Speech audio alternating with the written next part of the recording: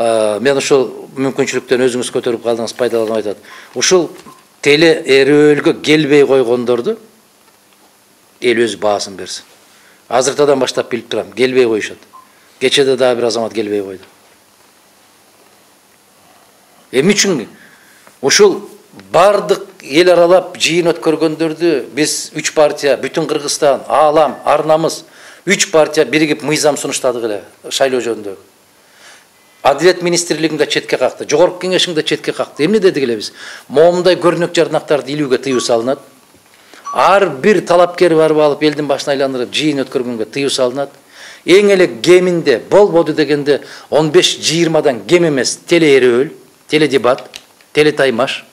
Мына ошондо адамдын жүзүн көрүш керек эле да, сүйлөгөн сөзүн, пикирин, оюн көрүш керек эле. Мына азыр эмне кылып атат? Ар бир талапкер аркасынан 25-30 кишини ээрчитип жүрөт. Бул жерде эмне деп сүйлөө керек, алар жазып берет. Бул жерде эмне деп сүйлөө керек, алар жазып берет. Жөн эле куурчак. Суроо жооптон оттон корккондой коркушат экен. Аябагандай катуу корк. Менде билесиздерби, ушул мезгилге чейин менде жолугушуулар 30 мүнөт сүйлөсөм 2 саат суроолорго жооп берет. 2 саат. Мына ошол суроо жооптон баягы оттой коркушат экен дагы, суроо бар дегенде эле бүттү дейт экен, салам, ассаламу алейкум. Кете беришет. Ал эл эмнени түшүнөт ана?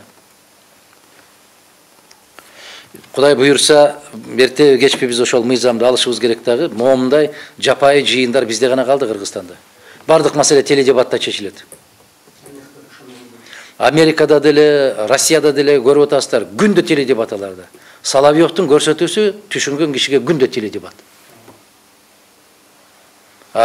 Бизде эмнегедир ушул чакыргандан коркушат.